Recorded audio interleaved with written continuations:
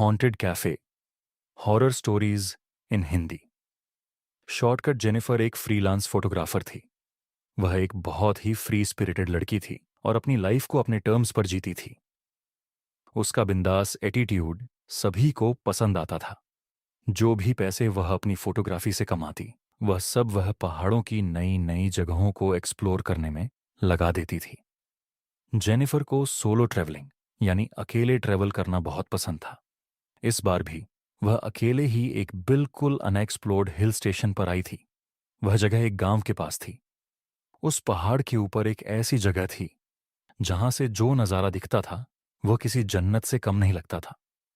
और वहां जाने तक का एक ट्रैक था जो करीबन 6 किलोमीटर लंबा था। जेनिफर ने वह नज़ारा देखने के लिए अपना बैकपैक और कैमरा उठाया और वह उस ट्रैक पर चली गई। उसके साथ कुछ और भी लोग उस ट्रैक पर जा रहे थे। जेनिफर बस ऊपर के व्यू के बारे में सोचती हुई खुद को मोटिवेट करती ऊपर चढ़े जा रही थी। कुछ दूर चलते ही जेनिफर को पहाड़ के ऊपर जा रहा एक कच्चा रास्ता दिखा। जेनिफर ने ठीक से देखा तो वह कच्चा रास्ता ऊपर जाकर ट्रैक के रास्ते में मिल रहा था। जेनिफर को लगा वह एक शॉर्टकट है और जेनिफर को ट्रैकिंग का काफी एक्सपीरियंस था, तो उसने वह कच्चा रास्ता ले लिया। उस कच्चे रास्ते पर चलते हुए जेनिफर को करीबन आधा घंटा हो गया था। अब तक उसे पक्के रास्ते पर पहुंच जाना चाहिए था, पर वह तो पहाड़ के किसी घने जंगल में आ चुकी थी। जेनिफर ने पीछे मुड़कर देखा तो उसे वापस जाने का रास्ता भी नहीं समझ आ रहा था। वह रास्ता भटक चुकी थी। उसके फोन में नेटवर्क भी नहीं था। अब जेनिफर थोड़ा परेशान होने लगी थी। अपनी किस्मत को कोसती हुई जेनिफर सही रास्ता ढूंढने में जुट गई। भूख के मारे उसकी जान निकली जा रही थी कि तभी उसके सामने कुछ ऐसा आया जिसे देखकर उसे अपनी आंखों पर यकीन ही नहीं हो रहा था। उस वीराने के बीच एक बहुत ही सुंदर सा कैफे बना था। बाहर कैफे हिल रिट्रीट का बोर्ड लगा था और उसी कैफे से एक पक्की रोड भी जुड़ी हुई थी। जेनिफर की खुशी का ठिकाना नहीं रहा। वह बिना कुछ सोचे उस कैफे की तरफ दौड़ी और अंदर चली गई। कैफे जितना बाहर से सुंदर था, उसे कई ज्यादा अंदर से था। अंदर बहुत ही अच्छी डेकोरेशन थी और कुछ यंगस्टर्स वहां बैठकर हंस खेल रहे थे। वह कैफे परफेक्ट था। जेनिफर सब कुछ भूल गई थी। वह फटाफट से एक टेबल पर बैठ गई और एक वेटर तुरंत उसके पास आ गया। उस वेटर ने जैसे ही मेनू कार्ड टेबल पर रखा, जेनिफर की नजर उसके हाथ की कलाई पर गई। उसकी कलाई पर जलने का एक घाव था। जब तक जेनिफर उस घाव को ठीक से देख पाती, उस वेटर ने उस घाव को ढक लिया। जेनिफर को बहुत ज्यादा भूख लग रही थी और इसीलिए उसने जल्दी से अपने खाने का ऑर्डर दे दिया। ऑन ऑर्डर करने के कुछ ही समय में जेनिफर को लगा कि उसे थोड़ा फ्रेश हो जाना चाहिए, तो वह उठकर कैफे के वॉशरूम की तरफ जाने लगी। वॉशरूम के रास्ते में उन हंसते खेलते यंगस्टर्स का टेबल भी था। जेनिफर उनके पास से गुजर रही थी कि उसने देखा कि उनमें से एक लड़के के सिर पर एक घाव था और यह घाव ठीक उस वेटर के जैसा ही लग रहा था। ध्यान से देखने पर जेनिफर को पता चला कि वैसा ही एक घाव उस टेबल पर बैठे हर इंसान पर था। किसी के माथे पर था तो किसी के हाथों पर। जेनिफर उन घावों को देखने में इतनी गुम हो गई कि उसने रियल लाइफ में खेलते यंगस्टर्स को अब बिल्कुल शांत होते हुए देखा। वे जेनिफर को बहुत ही डरावने तरीके से घूर रहे थे। जेनिफर को लगा कि शायद उसके ऐसे घूरने से वह लोग नाराज हो गए हैं। वह सॉरी बोलकर वहां से सीधा वॉशरूम चली गई। वॉशरूम में टैप ऑन करके जेनिफर उन घावों के बारे में सोच रही थी। सोचते सोचते जब उसने अपना मुंह पानी से धोया और सर ऊपर उठाकर शीशे में देखा तो उसकी रूह कांप उठी। उस वॉशरूम के शीशे में उस वॉशरूम का पूरा एरिया झलकर काला हुआ दिखाई दे रहा था। अचानक उसे बहुत जोर जोर से लोगों की चीख की आवाज आने लगी। लेकिन यह सब कुछ कुछ ही सेकंड्स में बंद हो गया और जब तक जेनिफर कुछ समझ पाती, सब कुछ पहले जैसा हो गया था। जेनिफर को लगने लगा कि उस जगह में कुछ तो गड़बड़ है, पर उसे इतनी भूख लगी थी कि उसने सोचा कि वह जल्दी से जल्दी अपना पेट भरकर वहां से निकल जाएगी। जेनिफर सर झुकाकर अपनी टेबल पर पहुंची और अपने खाने का इंतजार करते हुए उसने एक सिगरेट लाइट की और उसे पीने लगी। जेनिफर ने सिगरेट का धुआं छोड़ते हुए देखा कि पूरे कैफे में सन्नाटा था और कैफे में मौजूद हर एक इंसान उसे ही घूर कर देख रहा था। उनकी आंखों में इतना गुस्सा था कि जेनिफर घबरा उठी। देखते ही देखते उन सब के चेहरे बदलने लगे और उनके शरीर बिल्कुल काले पड़ गए। वह वेटर जो जेनिफर से बहुत मुस्कुराकर बात कर रहा था, अब जेनिफर की तरफ गुस्से में तेजी से दौड़ता हुआ आ रहा था। जेनिफर ने सहम कर उस सिगरेट को अपने पानी के गिलास में डालकर बुझा दिया। जेनिफर को कुछ समझ नहीं आ रहा था और वह बहुत ज्यादा डर चुकी थी। इससे पहले वह कुछ कर पाती, उसने देखा कि वहां बैठे लोग जिनके शरीर काले पड़ रहे थे अब राक्षस की तरह टूट रहे हैं। यह देखकर जेनिफर के डर की मारे चीख निकल गई। वह अपना सामान उठाकर जैसे तैसे उस कैफे से बाहर भागी और जब उसने वहां से निकलकर पीछे मुड़कर देखा तो उसे वह खूबसूरत कैफे नहीं बल्कि एक पूरी तरह जली हुई पुरानी खंडहर दिखाई दी। जेनिफर बिना कुछ सोचे बस वहां से रोड पर भागती गई। रोड पर भागते हुए उसे एक गाड़ी दिखी और उस गाड़ी में उसी एरिया में रहने वाला कोई आदमी था। जेनिफर की ऐसी हालत देखकर उस गाड़ी वाले इंसान ने जेनिफर को अपनी गाड़ी में लिफ्ट दे दी। जेनिफर ने अपने साथ हुआ हादसा जैसे तैसे करके उस आदमी को समझाने की कोशिश की। जेनिफर को लगा था कि वह आदमी उसको पागल समझेगा, पर उस आदमी ने कुछ ऐसा कहा जो जेनिफर ने कभी सोचा भी नहीं था। उसने जेनिफर को बताया कि जिस जगह की वह बात कर रही थी वह 10 साल पहले एक कैफे हुआ करता था। एक बार एक कस्टमर उसी कैफे में सिगरेट पी रहा था और उसने सिगरेट को बिना बुझाए ही अपने टेबल के पास फेंक दिया था। उस कस्टमर की लापरवाही से उस कैफे के एक पर्दे में आग लग गई और इससे पहले कि कोई कुछ कर पाता उस पूरे कैफे में आग फैल गई और अंदर फंसे सभी लोग जलकर मर गए। जेनिफर यह सुनकर हक्की बक्की रह गई। अब उसे सब समझ आ रहा था, पर उसे विश्वास ही नहीं हो रहा था कि उस कैफे में मौजूद सभी लोग जिंदा नहीं बल्कि मरे हुए थे। उस आदमी की बात सुनकर जेनिफर सोच रही थी कि वह बाल बाल बच गई, लेकिन जेनिफर को यह नहीं पता था कि उसके बगल में बैठे इंसान की गर्दन पर भी वैसा ही घाव था। अगले दिन उस एरिया के अखबार में एक खबर आई जिसमें लिखा था कि एक लड़की की उसी मेन रोड पर एक्सीडेंट में मौत हो गई और उस लड़की का नाम जेनिफर था। 17 साल की समृद्धि ने छोटी उम्र में ही अपनी मां को खो दिया था।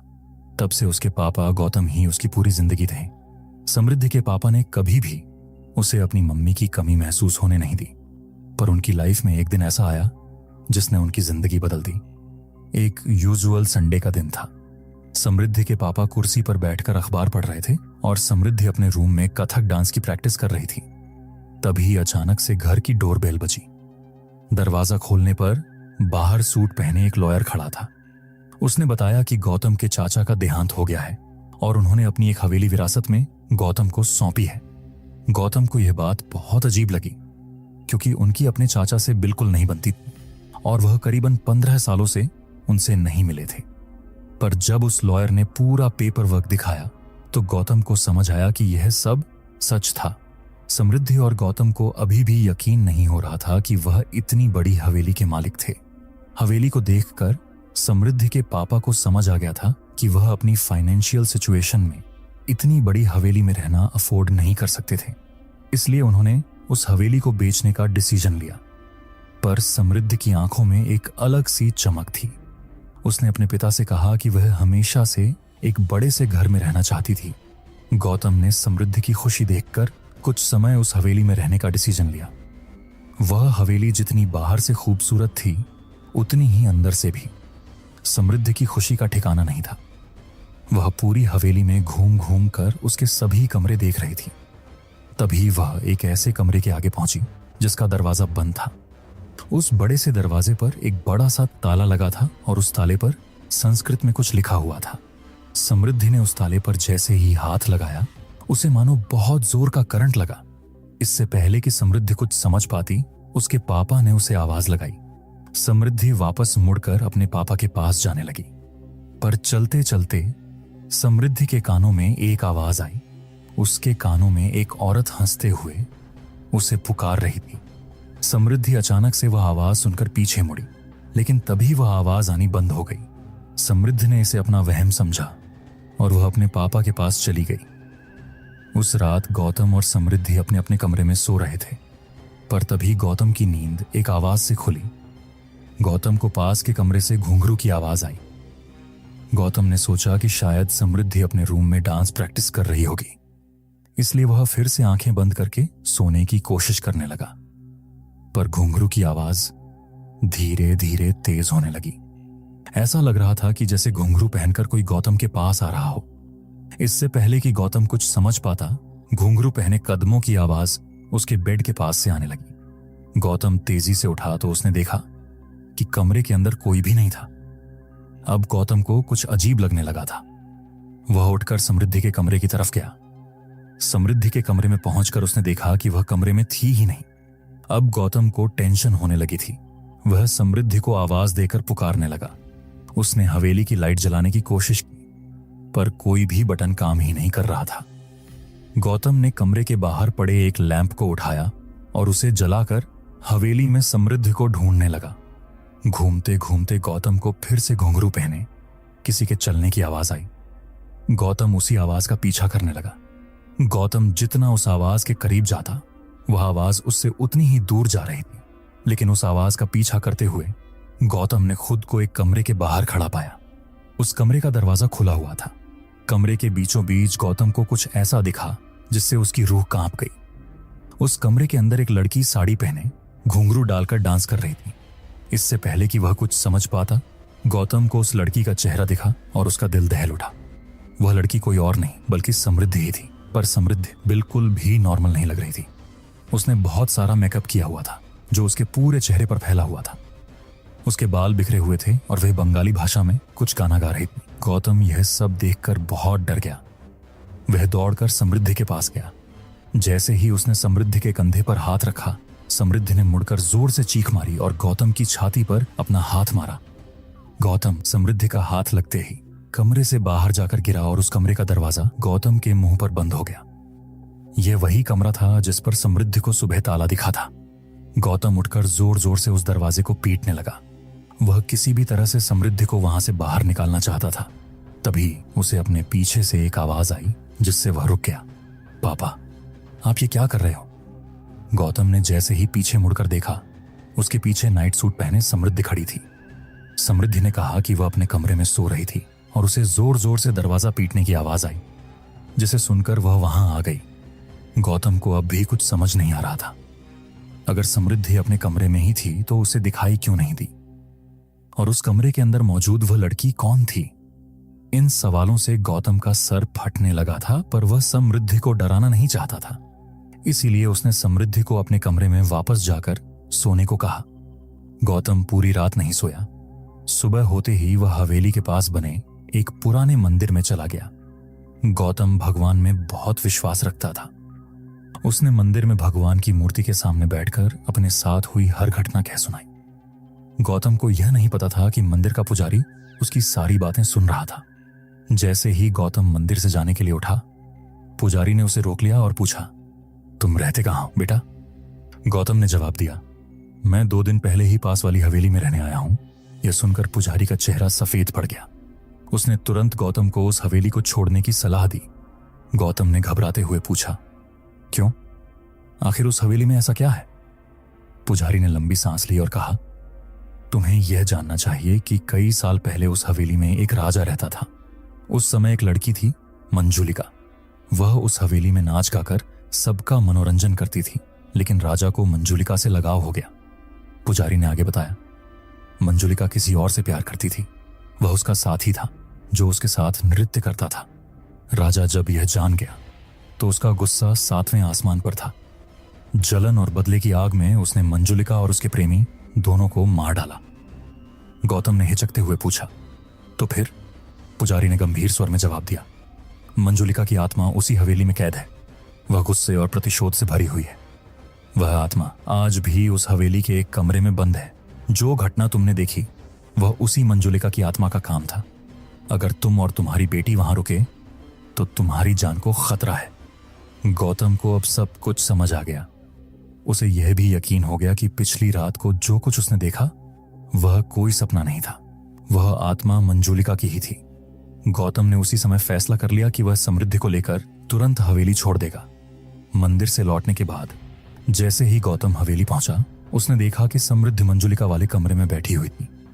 वह फिर से साड़ी और घुंघरू पहने कल रात की तरह दिखाई दे रही थी। इस बार वह कमरे के पुराने सामान को गौर से देख रही थी। गौतम ने घबराकर समृद्धि से कहा, यहां से चलो बेटा, पर समृद्धि ने जाने से साफ इनकार कर दिया।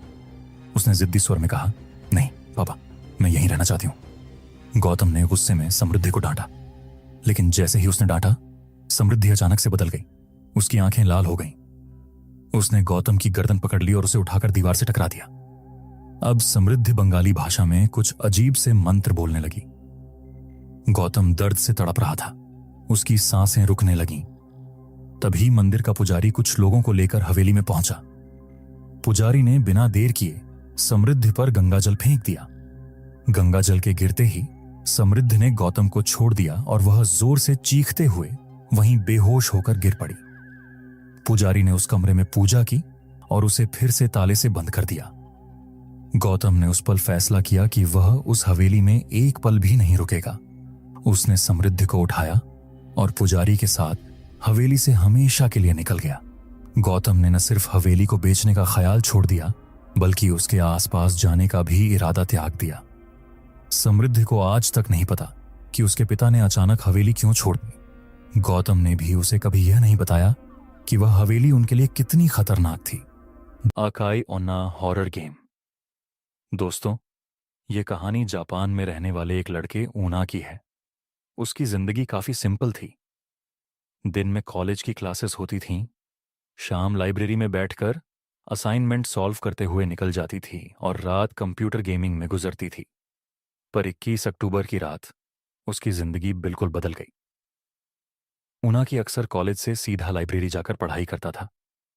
उस दिन ऊना काफी थका हुआ था, इसलिए उसकी आंख लाइब्रेरी में ही लग गई। और जब आंख खुली तो उसने देखा कि घड़ी में रात के 12:30 हो रहे हैं। ऊना की कभी भी इतनी देर रात अपने घर से बाहर नहीं रहता था। उसने फटाफट अपने सामान को पैक किया और अपने घर की ओर निकल पड़ा। ऊना का घर लाइब्रेरी से करीब 20 मिनट दूर था, पर उसके घर जाने के लिए एक शॉर्टकट रास्ता भी था, जिससे वह बस 10 मिनट में पहुंच जाता था। लेकिन उसे सब लोग उस शॉर्टकट को लेने से अक्सर मना किया करते थे। उस शॉर्टकट वाले रास्ते पर कोई भी लैंप या रोशनी नहीं थी। उस रास्ते पर बिल्कुल अंधेरा रहता था और लोग कहते थे कि उस अंधेरे में अकाई ओना रहती है। अकाई ओना जापान का एक मिस्टीरियस हॉरर लेजेंड था। कहते हैं कि बहुत से लोगों को रात के अंधेरे में एक लाल रंग की ड्रेस में लड़की दिखाई देती है, और उस लड़की के चेहरे को अगर कोई देख लेता है तो वह लड़की उसके पीछे एक साया की तरह फंस जाती है। कई लोग या तो गायब हो गए या मरे हुए पाए गए। पर ऊना की अकाई ओना को बस एक हॉरर लेजेंड मानता था। और तो और, वह पहले भी कई बार उस शॉर्टकट से घर गया था और उसे कभी ऐसा कुछ नहीं मिला। पर यह पहली बार था जब इतनी रात हो चुकी थी। ऊनाकी को बहुत तेज नींद आ रही थी और वह बिना कुछ सोचे उसी शॉर्टकट वाले रास्ते पर चल पड़ा। शुरुआत में ऊना को उस रास्ते पर कुछ भी दिखाई नहीं दे रहा था, पर धीरे धीरे हल्की आसमान की रोशनी में उसे थोड़ा बहुत रास्ता दिखाई देने लगा। कुछ दूर चलते ही अचानक ऊनाकी को दीवार के पास एक औरत खड़ी दिखाई दी। उस औरत ने लाल रंग की ड्रेस पहनी हुई थी। ऊनाकी को अचानक से घबराहट होने लगी। वह उस औरत का चेहरा देख नहीं पा रहा था और वह बस चुपचाप एक जगह खड़ी थी। ऊनाकी को बहुत अजीब लगा कि इतनी रात में यह औरत क्यों दीवार के पास खड़ी है, और तो और उसने एक लाल रंग की ड्रेस पहनी हुई थी। उसे एक पल के लिए लगने लगा कि अकाई ओना का लेजेंड कहीं सच तो नहीं। फिर भी ऊनाकी बिना कुछ बोले अपना सिर झुकाए आगे चलता रहा। लेकिन जैसे ही ऊनाकी उस औरत के पास से गुजरा, उससे रहा नहीं गया और उसने नजर उठाकर उस औरत के चेहरे को देख लिया और उसके होश उड़ गए। उस औरत का चेहरा भयानक था, इतना सफेद कि ऐसा लग रहा था कि वहां पर किसी औरत की लाश खड़ी हुई है। इतना अजीब चेहरा ऊनाकी ने आज तक नहीं देखा था। ऊनाकी उस औरत को देखकर बहुत डर गया और वहां से जल्दी से भाग गया। जैसे तैसे वह अपने घर पहुंचा। ऊनाकी ने जो देखा वह उसे भूल नहीं पा रहा था। उस औरत का चेहरा मानो उसके दिमाग के अंदर छप गया था। अगले दिन ऊनाकी अपनी उसी रूटीन के साथ जिंदगी जीने लगा, पर अब शाम होते ही उसके साथ कुछ अजीब होने लगा था। उसे ऐसा महसूस होता कि जैसे उसके आसपास कोई मौजूद है जो उस पर नजर गड़ाए बैठा हुआ है। ऐसी ही एक रात ऊना अपने बिस्तर पर चादर ओढ़कर सो रहा था। तभी उसे ऐसा लगा कि जैसे किसी ने उसकी चादर को नीचे की तरफ से खींचा। ऊना की नींद खुल गई। उसने सहमी नजरों से इधर उधर देखा तो उसे कुछ नहीं दिखा, पर तभी उसकी आंखों के सामने एक लाल परछाई तेजी से कमरे की खिड़की के बाहर चली गई। ऊना को अपनी आंखों पर विश्वास नहीं हो रहा था। उसे लग रहा था कि वह पागल होता जा रहा है। उसने खुद को समझाया कि यह सब उसका वहम था और जबरदस्ती अपनी आंखें बंद करके छत की तरफ मुंह करके सो गया।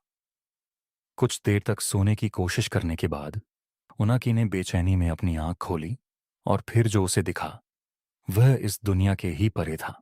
उसके कमरे की छत पर बिस्तर के ठीक ऊपर वही लाल ड्रेस वाली लड़की दीवार से चिपकी हुई उसे घूर रही थी। उनाकी जोर से चीखा और वहीं उसकी नींद खुल गई। उनाकी को अब समझ आया कि वह असल में यह सब एक सपने में देख रहा था। उसका गला बुरी तरह सूख गया और पूरा शरीर पसीने पसीने में भीगा था। तभी वह उठकर पानी पीने लगा। पानी पीते हुए उनाकी की नजर अपने कमरे की खिड़की पर गई और उसके हाथ से पानी का गिलास छूट गया। खिड़की के ठीक बाहर वही लाल ड्रेस वाली औरत खड़ी थी और वह अपने उसी भयानक चेहरे से उनाकी को घूर रही थी। लेकिन उनाकी ने जैसे ही लाइट्स ऑन की तो उसने देखा कि खिड़की पर कोई नहीं था। दिन ब दिन ये सब इंसिडेंट्स बढ़ते जा रहे थे। उसे हर जगह अकाई ओना दिखने लगी थी। उनाकी ने अपने कुछ दोस्तों से भी इस बारे में बात की, पर किसी ने भी उसकी बातों पर विश्वास नहीं किया। उसके दिमाग में यही चल रहा था कि कहीं वह अब गायब तो नहीं हो जाएगा। उनाकी का डर बढ़ता ही जा रहा था। उसने डिसाइड किया कि वह पुलिस स्टेशन जाकर वहां से मदद मांगेगा, पर तभी उसे अपने घर के मेन गेट खुलने की आवाज आई। उनाकी हिम्मत करके बाहर देखने गया तो उसने देखा कि उसके घर का दरवाजा पूरा खुला हुआ था और बाहर से तेज हवाएं अंदर आ रही थीं। उनाकी ने अपने एक दोस्त को सब कुछ बताने के लिए फोन मिलाया। वह बस अपने साथ हुए इंसिडेंट्स के बारे में बोलता चला गया। तभी बात करते करते वह एकदम से रुक गया, क्योंकि उसे अपनी गर्दन के ऊपर किसी की सांसें महसूस हुईं। उनाकी समझ गया कि उसके पीछे कोई खड़ा था। एकदम से उसे एक हाथ अपनी गर्दन पर आता हुआ महसूस हुआ। जब उनाकी ने शीशे में देखा तो वह कांप उठा। अकाई ओना उसके ठीक पीछे खड़ी थी। उनाकी ने घबराते हुए अपने दोस्त से फोन पर कहा, अकाई ओना, वो मुझे लेने आई है। वो वो मुझे लेने आ गई है। कुछ ही देर बाद उनाकी का दोस्त उसके घर पहुंचा। उनाकी का पूरा घर तहस नहस हो चुका था। ऐसा लग रहा था कि जैसे घर के अंदर कोई तूफान आया हो। उसके दोस्त ने पूरा घर ढूंढा, पर उनाकी कहीं भी नहीं था। उनाकी अपने ही घर से गायब था और उस दिन के बाद वह कभी किसी को नहीं मिला। आज तक कोई नहीं जानता कि उनाकी के साथ आखिर हुआ क्या था। कौन है अकाई ओना और क्यों वह जापान में लोगों को गायब कर रही है? इन सभी सवालों के जवाब तो हमारे पास नहीं है, पर हम सिर्फ इतना जानते हैं, अगर आपको कभी कोई ऐसी औरत किसी अंधेरी गली में खड़ी दिखाई दे तो वहां से वापस मुड़ जाना ही बेहतर है। School horror story 8th class में पढ़ रहे रिजुल की है। वैसे उसे पढ़ने लिखने का ज्यादा शौक नहीं था, पर रोज एक पीरियड को वह बहुत ही शिद्दत से अटेंड करता था। वेंकट सर का पीरियड। वेंकट सर रिजुअल की क्लास को मैथ्स पढ़ाते थे और रिजुअल के सबसे फेवरेट टीचर भी थे। रिजुअल उनकी हर क्लास फर्स्ट बेंच पर बैठकर अटेंड करता था। वेंकट सर की खास बात यह थी कि एक अच्छे टीचर होने के साथ साथ वह बहुत पंक्चुअल भी थे। वह क्लास में कभी भी लेट नहीं आते थे। पर उस दिन कुछ अलग था। पीरियड शुरू हुए 10 मिनट हो चुके थे, पर वेंकट सर अब तक क्लास में नहीं आए थे। सभी बच्चे क्लास में शोर मचाने लगे, पर रिजुअल फ्रंट सीट पर बैठ बस क्लास के दरवाजे की तरफ देखे जा रहा था। तभी उसने देखा कि क्लास के दरवाजे से टेढ़ा होकर कोई क्लास के अंदर झांक रहा था, और जैसे ही रिजुअल की नजर उस आदमी से मिली, वह दरवाजे से हटकर कॉरिडोर की तरफ चल दिया। रिजुअल कोई वह इंसान पूरी तरह से तो नहीं दिखा, पर उसे वह कुछ जाना पहचाना सा लग रहा था। इसलिए रिजुअल अपनी डेस्क से उतरकर उस आदमी के पीछे क्लास से बाहर चला गया। बाहर निकलते ही रिजुअल ने देखा कि वह कोई और नहीं बल्कि वेंकट सर ही थे, और अब वह कॉरिडोर में चलते हुए उसके क्लासरूम के पोर्ट डायरेक्शन में जा रहे थे। रिजुअल को यह बात समझ नहीं आई। रिजुअल ने उन्हें बुलाने की कोशिश भी की, पर ऐसा लग रहा था कि जैसे उन तक रिजुअल की आवाज ही नहीं पहुंच रही थी। तभी वह रिजुअल के सामने एक दूसरे क्लासरूम के अंदर घुसे। रिजुअल दौड़कर उनके पीछे गया। वह क्लासरूम में आ गया, पर अंदर घुसते ही वह बहुत हैरान हो गया। जिस क्लास में उसके सामने सर घुसे थे, वह क्लास बिल्कुल खाली थी। रिजुअल को कुछ समझ नहीं आ रहा था। तभी उसे कॉरिडोर में किसी के चलने की आवाज आई। उसने बाहर निकलकर देखा तो कॉरिडोर में कोई और नहीं बल्कि वेंकट सर ही चल रहे थे। रिजुअल अब भी उन्हें आवाज लगाता हुआ उनके पीछे भागा, पर वेंकट सर मानो अब भी रिजुअल की आवाज को सुनकर अनसुना कर रहे थे। रिजुअल तेजी से उनके पीछे गया। तभी वेंकट सर कॉरिडोर के आखिर में लगी एक खिड़की के पास खड़े हो गए। रिजुअल उनके पास जाने लगा तो उसकी नजर जमीन पर गई। खिड़की से बहुत तेज धूप आ रही थी, जिसकी वजह से जमीन पर रिजुअल की ओर खिड़की की भी परछाई बन रही थी, पर वहां वेंकट सर की कोई भी परछाई नहीं थी। ये बात रिजुअल को बहुत ही ज्यादा अजीब लगी, पर अब वेंकट सर उसके सामने ही खड़े थे। वह उनके पास गया और उनसे कहने लगा, सर, हमारी क्लास में आपका पीरियड है, आप क्लास लेने क्यों नहीं आए? रिजुअल के बात बोलते ही कॉरिडोर में एक अजीब सा सन्नाटा छा गया। खिड़की से आ रही तेज धूप की रोशनी मानो अचानक गायब हो गई और पूरे कॉरिडोर में अंधेरा छा गया। ऐसा लग रहा था कि शायद कोई बहुत बड़ा तूफान आने वाला था। रिजुअल अब थोड़ा घबराने लगा, लेकिन उसने वेंकट सर से फिर से पूछा, सर, क्या हुआ? आप कुछ बोल क्यों नहीं रहे? तभी वेंकट सर पीछे मुड़े और उन्हें देखते ही रिजुअल की धड़कनें थम सी गईं। वेंकट सर का पूरा शरीर सफेद पड़ा था। उनके चेहरे का मांस उनके चेहरे से नीचे लटक रहा था और वह बहुत ही ज्यादा भयानक लग रहे थे। रिजुअल डर के मारे धीरे धीरे पीछे होने लगा। रिजुअल को अपनी आंखों पर विश्वास ही नहीं हो रहा था। अचानक ही उसके सामने खड़े वेंकट सर ने अपने मुंह को खोलकर बहुत बड़ा कर लिया और वह कुछ बोलने की कोशिश करने लगे, लेकिन अजीब सी आवाजों के अलावा वह कुछ भी नहीं कह पा रहे थे। देखते ही देखते वेंकट सर का शरीर अकड़ने लगा और रिजुअल उन्हें देखकर थमसा गया। उन्होंने रिजुअल की तरफ अपना हाथ आगे बढ़ाया ही था कि वह देखते ही रिजुअल वहां से उल्टी तरफ भागने लगा। उस कॉरिडोर में तेजी से भागते हुए वह किसी से टकरा गया, नीचे गिर गया। रिजुअल ने जब उठकर देखा तो उसके सामने सुकृति मैम खड़ी थीं। रिजुअल हाफ होकर वेंकट सर का नाम बार बार बड़बड़ाए जा रहा था। सुकृति मैम ने रिजुअल को शांत किया और उसे क्लास में वापस जाने को कहा। उन्होंने बताया कि आज वेंकट सर छुट्टी पर हैं, इसलिए उनकी जगह सुकृति मैम उनका पीरियड लेंगी। रिजुअल का सिर अब चकराने लगा। अगर वेंकट सर छुट्टी पर थे तो आखिर रिजुअल ने कॉरिडोर में किसे देखा था? रिजुअल को समझ नहीं आ रहा था कि आखिर वह अपने साथ हुआ हादसा किसी को कैसे समझाए। रिजुअल सोच में डूबा क्लास में वापस चला गया। उस दिन जब स्कूल की छुट्टी हुई तो रिजुअल स्कूल के बाहर खड़ा अब भी वेंकट सर के बारे में ही सोच रहा था कि तभी उसे स्कूल की बिल्डिंग की खिड़की के पास वेंकट सर खड़े हुए दिखाई दिए, वैसे ही भयानक रूप में, और रिजुअल को घूर कर देख रहे थे। उन्हें देख इस बार रिजुअल की चीख ही निकल गई और उसने अपने साथ में खड़े दोस्त अंश को उस खिड़की की ओर देखने को कहा, पर अंश को वहां कुछ नहीं दिखा। रिजुअल ने डर के मारे अपनी आंखें बंद कर लीं। कुछ सेकंड्स बाद जब उसने अपनी आंखें खोलीं तो उस खिड़की पर अब वेंकट सर नहीं खड़े थे।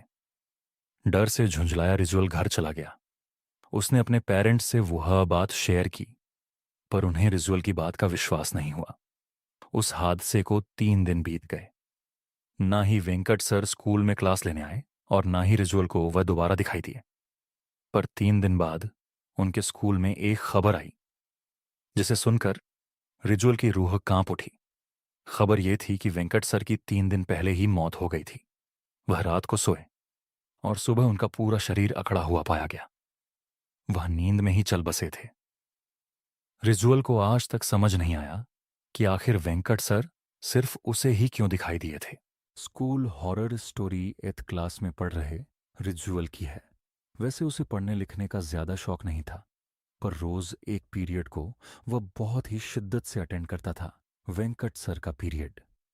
वेंकट सर रिजुअल की क्लास को मैथ्स पढ़ाते थे और रिजुअल के सबसे फेवरेट टीचर भी थे।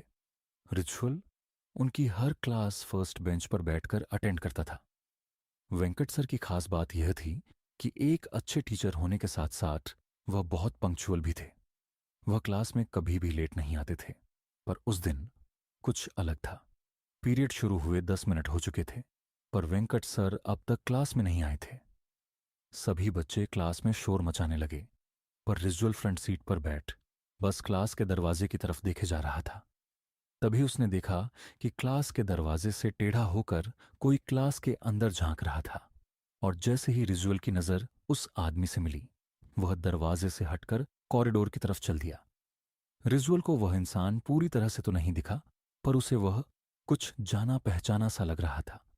इसीलिए रिजुअल अपनी डेस्क से उतरकर उस आदमी के पीछे क्लास से बाहर चला गया। बाहर निकलते ही रिजुअल ने देखा कि वह कोई और नहीं बल्कि वेंकट सर ही थे।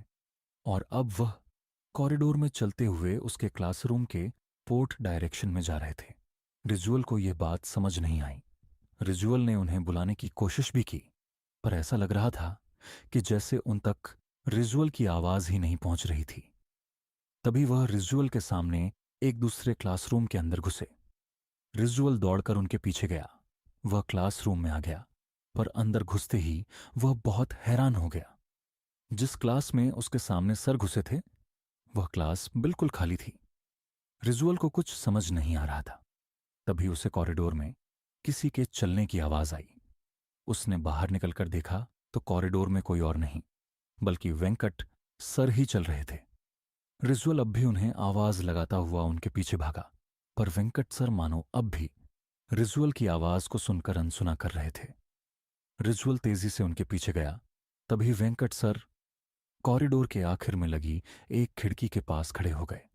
रिजुअल उनके पास जाने लगा तो उसकी नजर जमीन पर गई। खिड़की से बहुत तेज धूप आ रही थी, जिसकी वजह से जमीन पर रिजुअल की और खिड़की की भी परछाई बन रही थी, पर वहां वेंकट सर की कोई भी परछाई नहीं थी। यह बात रिजुअल को बहुत ही ज्यादा अजीब लगी। पर अब वेंकट सर उसके सामने ही खड़े थे। वो उनके पास गया और उनसे कहने लगा, सर, हमारी क्लास में आपका पीरियड है, आप क्लास लेने क्यों नहीं आए? रिजुअल के बात बोलते ही कॉरिडोर में एक अजीब सा सन्नाटा छा गया। खिड़की से आ रही तेज धूप की रोशनी मानो अचानक गायब हो गई और पूरे कॉरिडोर में अंधेरा छा गया। ऐसा लग रहा था कि शायद कोई बहुत बड़ा तूफान आने वाला था। रिजुअल अब थोड़ा घबराने लगा, लेकिन उसने वेंकट सर से फिर से पूछा, सर, क्या हुआ? आप कुछ बोल क्यों नहीं रहे? तभी वेंकट सर पीछे मुड़े और उन्हें देखते ही रिजुअल की धड़कनें थम सी गईं। वेंकट सर का पूरा शरीर सफेद पड़ा था। उनके चेहरे का मांस उनके चेहरे से नीचे लटक रहा था और वह बहुत ही ज्यादा भयानक लग रहे थे। रिजुअल डर के मारे धीरे धीरे पीछे होने लगा। रिजुअल को अपनी आंखों पर विश्वास ही नहीं हो रहा था। अचानक ही उसके सामने खड़े वेंकट सर ने अपने मुंह को खोलकर बहुत बड़ा कर लिया और वह कुछ बोलने की कोशिश करने लगे, लेकिन अजीब सी आवाजों के अलावा वह कुछ भी नहीं कह पा रहे थे। देखते ही देखते वेंकट सर का शरीर अकड़ने लगा और रिजुअल उन्हें देखकर थमसा गया। उन्होंने रिजुअल की तरफ अपना हाथ आगे बढ़ाया ही था कि वह देखते ही रिजुअल वहां से उल्टी तरफ भागने लगा। उस कॉरिडोर में तेजी से भागते हुए वह किसी से टकरा गया, नीचे गिर गया। रिजुअल ने जब उठकर देखा तो उसके सामने सुकृति मैम खड़ी थीं। रिजुअल हाफ होकर वेंकट सर का नाम बार बार बड़बड़ाए जा रहा था। सुकृति मैम ने रिजुअल को शांत किया और उसे क्लास में वापस जाने को कहा। उन्होंने बताया कि आज वेंकट सर छुट्टी पर हैं, इसलिए उनकी जगह सुकृति मैम उनका पीरियड लेंगी। रिजुअल का सिर अब चकराने लगा।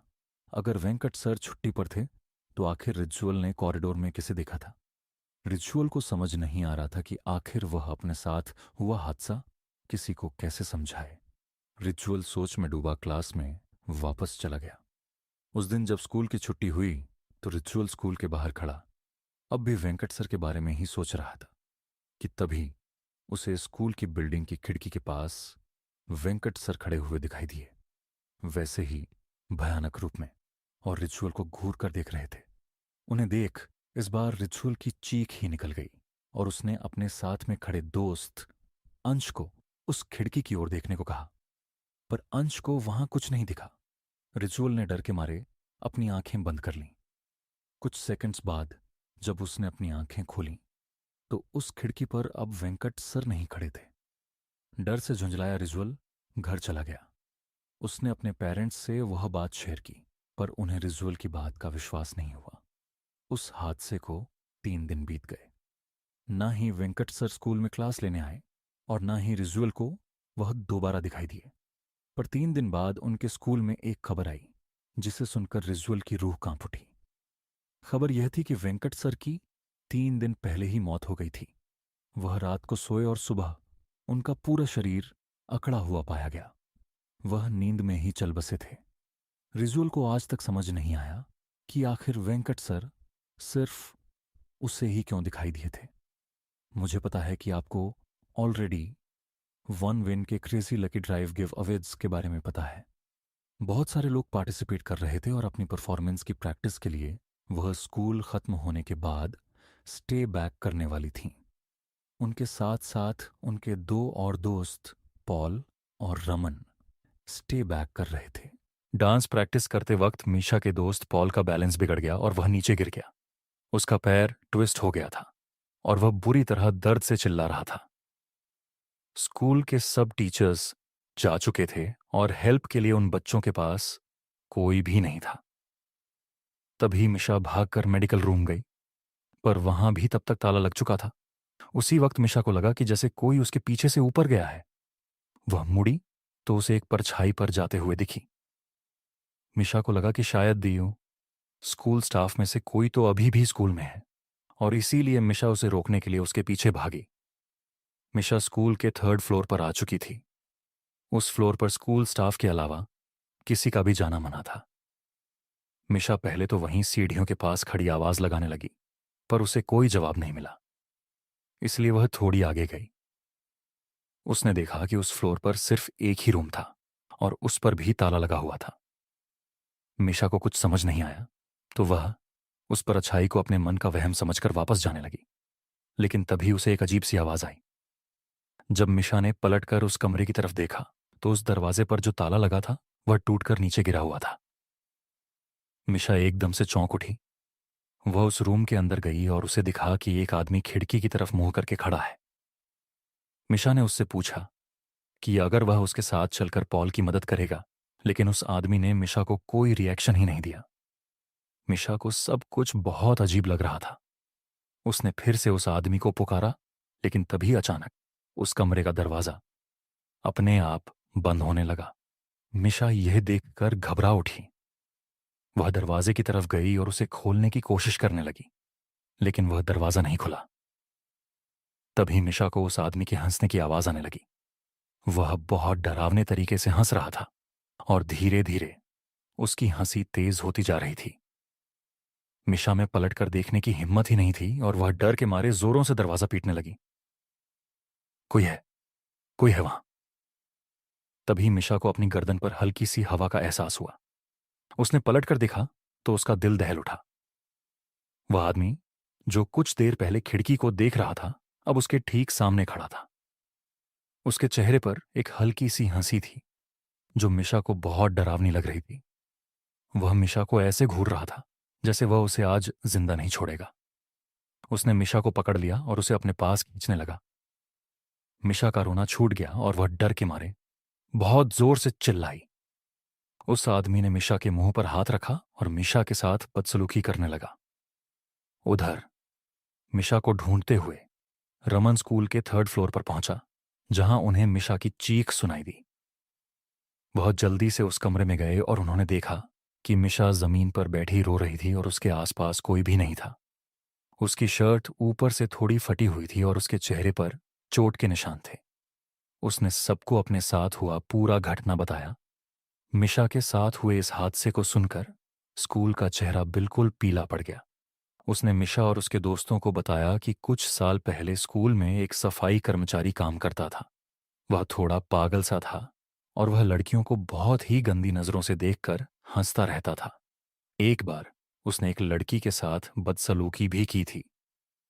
उस लड़की ने जब उसकी कंप्लेंट की तो स्कूल की प्रिंसिपल ने उसे हमेशा के लिए नौकरी से निकाल दिया। उसके एक हफ्ते के अंदर उस पागल आदमी ने 3rd फ्लोर वाले स्टोरेज रूम में जाकर खुद को मार डाला। उसकी मौत का काफी दिनों तक किसी को पता ही नहीं चला था। उस आदमी की बॉडी बहुत ही डरावनी हालत में पाई गई थी और तब से उसकी आत्मा उसी कमरे में भटक रही थी। इसीलिए स्कूल के 3rd फ्लोर पर किसी का भी जाना बंद कर दिया गया। इस इंसिडेंट के बाद मिशा इतनी डिस्टर्ब हो गई कि वह कुछ दिन तक स्कूल ही नहीं गई। बल्कि कुछ ही महीनों में उसने एक नए स्कूल में एडमिशन भी ले लिया। लेकिन वह कभी भी उस भयानक आदमी और उसकी डरावनी हंसी को नहीं भूल पाएगी। ये कहानी उस समय की है जब जोनाथन एक बोर्डिंग स्कूल में पढ़ा करता था। वह करीब 13 साल का था जब उसके साथ ये किस्सा घटा। एक दिन जब वो बाकी बच्चों के साथ क्लास में बैठकर पढ़ रहा था, तभी अचानक से एक जूनियर टीचर भागते हुए उनके क्लासरूम में आई और प्रोफेसर के कान में कुछ कहकर वहां से चली गई। प्रोफेसर ने अपना सेशन उस दिन के लिए वहीं खत्म कर दिया और सभी बच्चों को बताया कि स्कूल के पास वाली बिल्डिंग में कुछ ऐसा हुआ है जिसकी वजह से पूरे स्कूल का लॉकडाउन कर दिया गया है और किसी भी स्टूडेंट को अपने हॉस्टल या स्कूल प्रीमिसेस से बाहर निकलना अलाउड नहीं है। असल में स्कूल के पास वाली बिल्डिंग में एक पागल सीरियल किलर ने कुछ लोगों का मर्डर कर दिया था और वह स्कूल के आसपास ही घूम रहा था। इसलिए जब तक पुलिस उस सीरियल किलर को नहीं ढूंढ लेती, तब तक पुलिस ने स्कूल को बंद करवा दिया था। उस सीरियल किलर ने जिन भी लोगों को मारा था, उनका दाहिना हाथ उनकी बॉडी से गायब था। यह सारी बातें स्कूल के गार्ड ने एक सीनियर को बताई, जिसने पूरे स्कूल में इस बात का ढिंढोरा पीट दिया। यह बात जानकर स्कूल के सभी बच्चे बेहद डरे हुए थे। इन सब के बीच जोनाथन के साथ एक और अजीबोगरीब चीज हो रही थी। जब से स्कूल लॉकडाउन शुरू हुआ था, उसे रोज रात अचानक अपने हॉस्टल के बैकयार्ड से किसी आदमी के जोरों से चीखने की आवाज आती। ताज्जुब की बात यह थी कि आवाज उसके अलावा और कोई नहीं सुन पा रहा था। एक रात जब वह सो रहा था, उसे फिर से वही चीख सुनाई दी। इस बार वह हिम्मत करके हॉस्टल के बैकयार्ड में जा पहुंचा। उसने देखा कि बैकयार्ड की घास पर लाल खून पड़ा था। उसने उस खून को फॉलो किया तो उसे दिखा कि पीछे गार्ड के क्वार्टर के पास एक बड़ी सी बोरी पड़ी थी, जिसमें से खून की बूंदें टपक रही थीं। यह देखकर जोनाथन अपने हॉस्टल वार्डन को यह सब बताने के लिए उसके रूम की तरफ जाने लगा। लेकिन तभी उसे ऐसा लगा जैसे उस बोरी में से कोई आवाज आई। वह पीछे मुड़ा और जो नजारा उसने देखा, उसे देखकर वह सुन्न पड़ गया। उस बोरी में से एक कटा हुआ हाथ निकलकर जमीन में रेंगता हुआ उसके पास आ रहा था। 13 साल का जोनाथन यह देखकर बेहद घबरा गया और चीखते हुए वहां से भागा। कुछ ही देर में उसे ऐसा लगा कि जैसे वह बोरी उन सभी कटा हुए हाथों से भरी है जिन्हें उस सीरियल किलर ने मारा था, और सभी हाथ रेंगते हुए उसके पीछे आ रहे हैं। जोनाथन जोर जोर से मदद के लिए चीखने लगा। उसकी चीख सुनकर हॉस्टल वार्डन और बाकी लोग भी उठ गए। वह बोरी देखकर स्कूल प्रिंसिपल ने तुरंत पुलिस को फोन किया और उन्हें बुला लिया। स्कूल टीचर्स ने सभी बच्चों को एक हॉल में ले जाकर अंदर से लॉक कर दिया। जोनाथन अब भी जोर जोर से रो रहा था। कुछ ही देर में पुलिस वहां पहुंच गई और उन्होंने उस सीरियल किलर को ढूंढ निकाला, जो स्कूल में ही एक क्लासरूम में छुपा हुआ था। जोनाथन ने उस रात जो महसूस किया, वह सच था या नहीं यह तो नहीं कह सकते, लेकिन वह बोरी सच में उन्हीं सब लोगों के कटे हुए हाथों से भरी थी जिन्हें उस सीरियल किलर ने मारा था। उस दिन के बाद से स्कूल का रूटीन तो नॉर्मल हो गया, लेकिन जोनाथन को आज भी वह खौफनाक सपना आता है जहां एक कटा हुआ हाथ रेंगते हुए उसके पास आ रहा है। बचपन में गर्मी की छुट्टियां हम सभी की फेवरेट हुआ करती थीं, और उन छुट्टियों में समर कैंप तो हम सब कभी ना कभी गए ही होंगे। पर क्या हो अगर यही समर कैंप आपकी जिंदगी की सबसे ज्यादा खौफनाक याद बन जाए? ये घटना जॉर्ज के साथ 2010 में हुई थी, जब वह 14 साल का था और वह अपने शहर से दूर पहाड़ों में एक समर कैंप के लिए गया था। समर कैंप की कैंप साइट उसके नाना नानी के घर के काफी पास थी, इसलिए वह कैंप शुरू होने से पहले कुछ दिन के लिए वहीं चला गया। उसके नाना ने कैंप के ऑर्गेनाइजर से बात कर ली थी कि वह जॉर्ज को बीच रास्ते से ही पिक कर लें। कैंप ऑर्गेनाइजर ने जॉर्ज के नाना को एक स्पॉट बता दिया जहां से वह लोग जॉर्ज को पिकअप करने वाले थे। जॉर्ज और उसके नाना उस लोकेशन पर पहुंचे, लेकिन वहां कोई बस नहीं थी। उन्होंने कैंप ऑर्गेनाइजर को कॉल किया और उसका phone out of network area था। उन्होंने काफ़ी देर इंतज़ार भी किया, पर वहां कोई नहीं आया। इसके बाद जॉर्ज के नाना ने डिसाइड किया कि वह उसे खुद कैंप साइट तक छोड़कर आएंगे।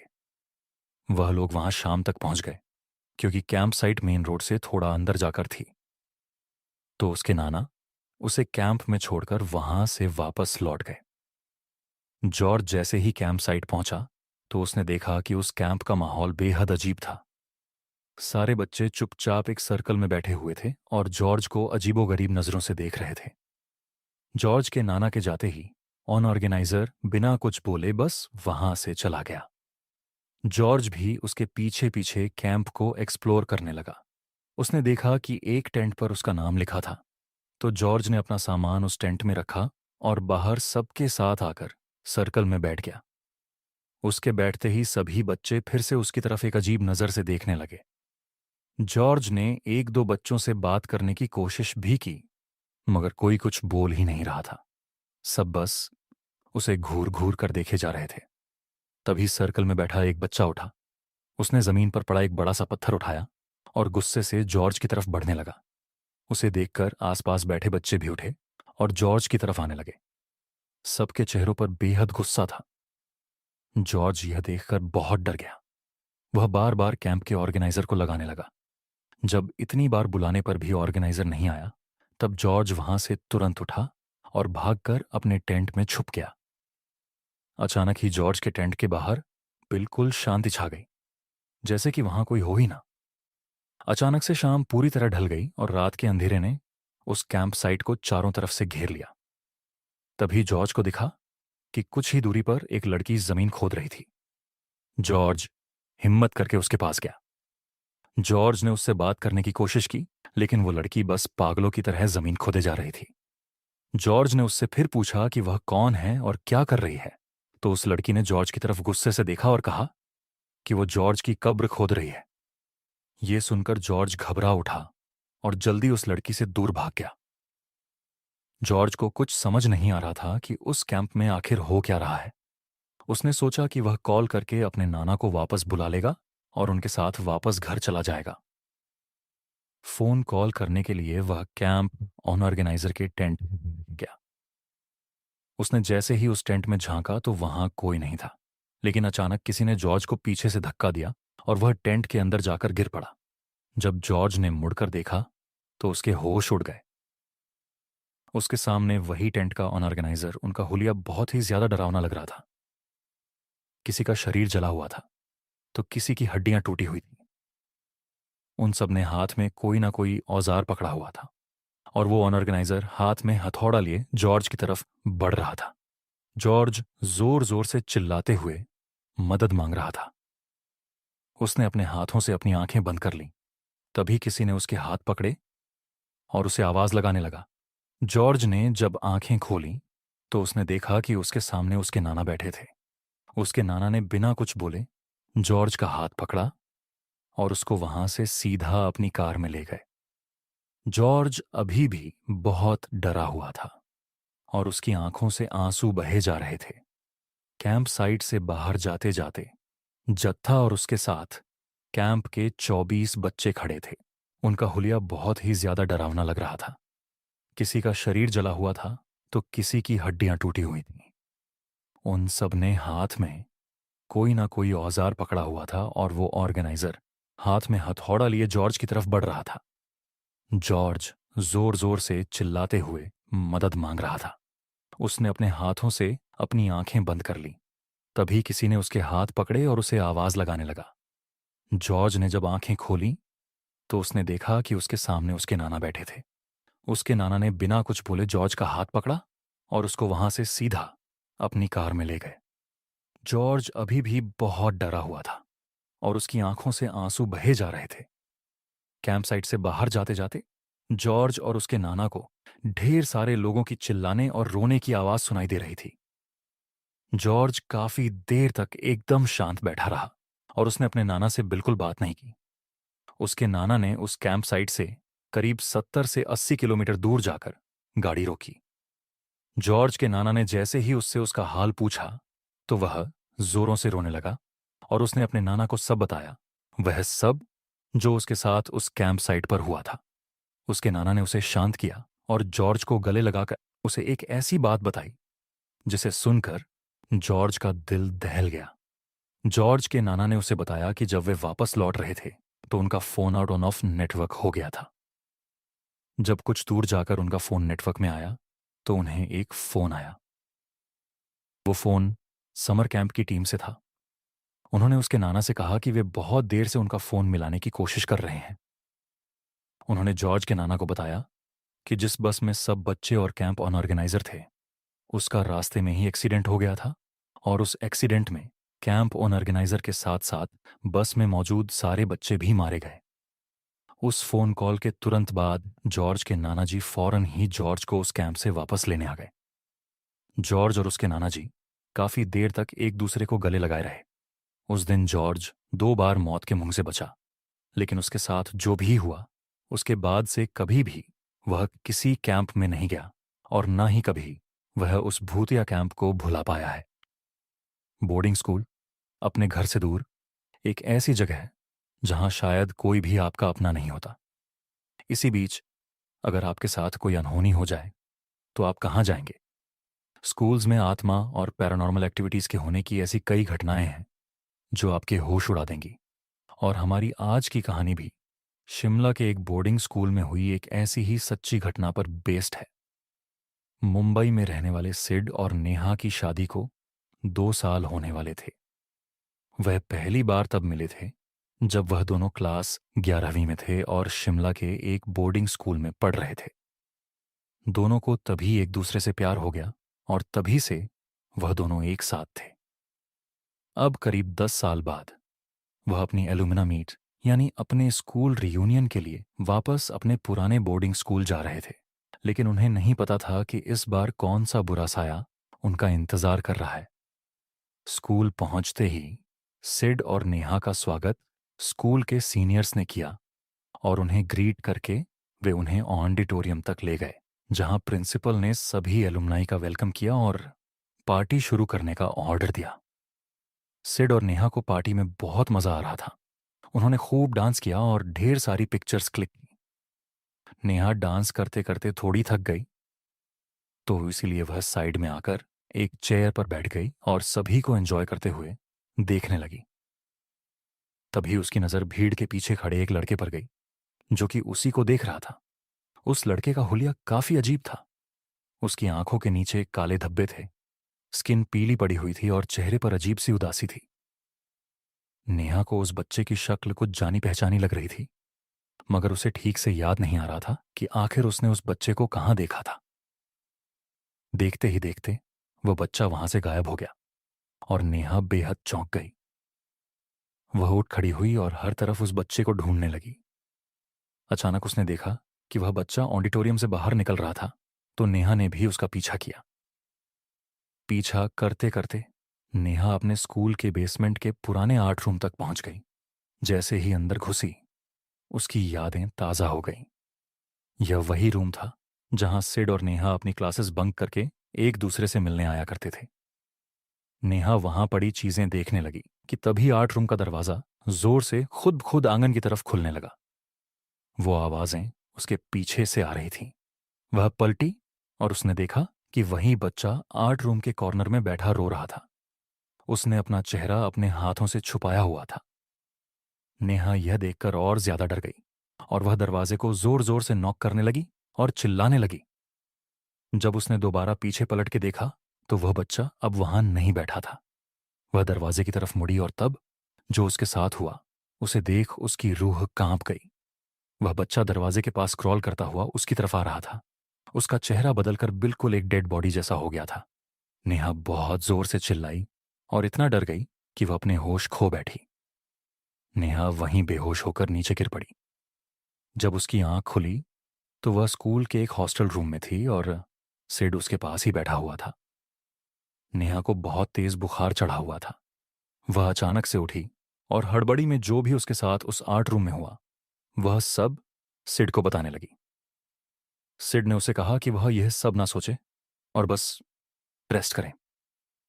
इसके बाद सिड नेहा के लिए डिनर ले आया और उसे खाना खिलाकर सुला दिया। नेहा के सोने के बाद सिड वॉशरूम की तरफ जाने लगा। वह कॉरिडोर से गुजर ही रहा था कि अचानक उस कॉरिडोर की लाइट्स फ्लिकर करने लगीं। वह एक पल के लिए वहीं ठहर गया और लाइट्स की तरफ देखने लगा। फिर वह उसे इग्नोर कर वॉशरूम चला गया। वॉशरूम में सिड को ऐसा लगा जैसे उसके अलावा भी वहां कोई मौजूद था। उसे एक अलग सी ठंडक महसूस हो रही थी। वह अपने हाथ धो रहा था जब वॉशरूम की लाइट्स भी अचानक से फ्लिकर करने लगीं। इस बार सिड थोड़ा सहम गया और जल्दी से वॉशरूम से बाहर निकलने लगा, मगर किसी इनविजिबल शक्ति ने सिड को पीछे से बहुत जोर से खींचा और सिड दीवार से टकराकर जमीन पर गिर पड़ा। उसके सामने वही बच्चा खड़ा था जो पहले नेहा ने आर्ट रूम में देखा था। उसे देखकर सिड की रूह कांप उठी और वह अचानक से बोला, मोहन, मोहन, तुम। यह सुनते ही वह बच्चा बहुत जोर से चीखा और उसने सिड का गला पकड़ लिया और उसे जोर जोर से दबाने लगा। सिड भी चिल्ला उठा और तभी वॉशरूम में हॉस्टल का वार्डन आ गया और उसने सिड को वॉशरूम पर तड़पता हुआ पाया। सिड के अलावा अब वहां कोई नहीं था। वार्डन ने सिड को शांत कराया और उसे वापस उसके रूम तक ले गया, लेकिन जैसे ही वह दोनों उस हॉस्टल रूम के अंदर घुसे, उनका दिल बुरी तरह दहल उठा। उन्होंने अपने सामने नेहा को पंखे से लटका हुआ पाया। यह देखकर सिड बुरी तरह चिल्लाया और रोने लगा, मगर वार्डन ने जल्दी से नेहा की टांगें पकड़ी और उसे पंखे से नीचे उतार लिया। उसकी सांसें अभी भी चल रही थीं। इसके बाद नेहा को हॉस्पिटल में एडमिट करा दिया गया, जहां वह 4 दिन तक रही और फिर होश में आई। नेहा के ठीक होने के बाद सिड ने उसे बताया कि उसने उसी बच्चे को वॉशरूम में देखा था जिसकी बात नेहा कर रही थी। सिड को वो बच्चा अच्छे से याद था। उसने नेहा को याद दिलाया कि जब वह दोनों 11वीं क्लास में थे, तब मोहन सिड का बेस्ट फ्रेंड हुआ करता था। नेहा स्कूल में नई नई आई थी। सिड और मोहन दोनों को ही नेहा बहुत पसंद आ गई थी और इसी वजह से सिड और मोहन की दोस्ती टूट गई थी। सिड ने जल्द ही नेहा को डेट करना शुरू कर दिया था, मगर यह बात मोहन को बिल्कुल पसंद नहीं आई। एक साइको जैसे वो नेहा को स्टॉक करने लगा था, सिड से हाथापाई करने के बहाने भी ढूंढता था। जब ये सब करने के बाद भी नेहा ने उस पर ध्यान नहीं दिया, तो एक दिन मोहन ने अपने हॉस्टल के कमरे में पंखे से लटक कर अपनी जान दे दी। इस हादसे के बाद सिड नेहा को लेकर वापस अपने घर लौट गया, मगर आज भी नेहा को रोज रात में उस बच्चे की भयानक शक्ल के बुरे सपने आते हैं। Mumbai marine drive. Mumbai marine drive Mumbai दुनिया का एक ऐसा शहर है जो शायद कभी नहीं सोता। रात में यहां अक्सर लोगों की रौनक लगी रहती है, खासकर मुंबई के मरीन ड्राइव पर, जो कि मुंबई की जान है। रात के अंधेरे में कई लोग यहां आते हैं और कभी न खत्म होने वाले समुद्र के दृश्य का आनंद लेते हैं। लेकिन एक रात मरीन ड्राइव पर कुछ ऐसा हुआ कि वह रात रोहन की जिंदगी की सबसे खौफनाक रात बन गई। रोहन का ऑफिस मरीन ड्राइव के पास था और रोहन लगभग हर शाम ऑफिस के बाद कुछ देर मरीन ड्राइव पर सैर करने जाता था। कुछ दिनों से उसके ऑफिस में काम का बोझ बहुत ज्यादा बढ़ गया था, जिसकी वजह से उसे ऑफिस से निकलते हुए देर रात हो जाती थी, लेकिन फिर भी वह मरीन ड्राइव जरूर जाता था। उसके लिए यह एक ऐसी जगह थी जहां वह अपने दिमाग को शांत कर सकता था। एक रात उसे ऑफिस से निकलते हुए 2 बज गए। वह रोज की तरह उस रात भी मरीन ड्राइव पर गया, लेकिन उस रात हवा में एक अजीब सी ठंडक थी। मरीन ड्राइव पर ठंडी रात में अक्सर कई लोग वहां बैठा करते थे, लेकिन उस रात रोहन बिल्कुल अकेला था। दूर दूर तक उसे कोई नजर नहीं आ रहा था, लेकिन वह यह सब इग्नोर करके कान में ईयरफोन लगाए वहां वॉक करने लगा। वह गाना एंजॉय करते हुए वॉक कर ही रहा था कि अचानक उसकी ईयरफोन में आवाज आनी बंद हो गई। उसका फोन अचानक से स्विच ऑफ हो गया था। यह बात रोहन को बहुत अजीब लगी, क्योंकि उसके फोन में तो करीबन 80% चार्जिंग थी। वह फोन ऑन करने की कोशिश कर रहा था जब अचानक से उसे किसी के रोने की आवाज आई। वह कुछ आगे चला तो वहां एक लड़की बैठकर रो रही थी। यह देखकर ना जाने रोहन को क्या हुआ कि वह उसके पास चला गया और उससे उसके रोने का कारण पूछने लगा। उस लड़की ने बताया कि उसका नाम अनंजलि है और जिस लड़के से वह प्यार करती थी और साथ रहती थी, उस लड़के ने उसे धोखा दे दिया। उस लड़की की बातें सुनते हुए रोहन वहीं पर बैठ गया। रोहन काफी देर तक वहीं उसके साथ बैठा रहा और फिर अचानक से रोहन के सर में बहुत जोरों का दर्द शुरू हो गया। वह दर्द इतना तेज था कि रोहन का पूरा चेहरा लाल हो गया और देखते ही देखते रोहन अपने होश को बैठा रह गया। जब रोहन की आंख खुली तो सुबह हो चुकी थी और वह मरीन ड्राइव पर ही लेटा पड़ा था। उसके आसपास कोई भी नहीं था, अंजलि भी नहीं। उसे कुछ समझ नहीं आया क्योंकि आखिरी चीज जो उसे याद थी वह यह थी कि वह अंजलि के साथ मरीन ड्राइव पर बैठा बातें कर रहा था।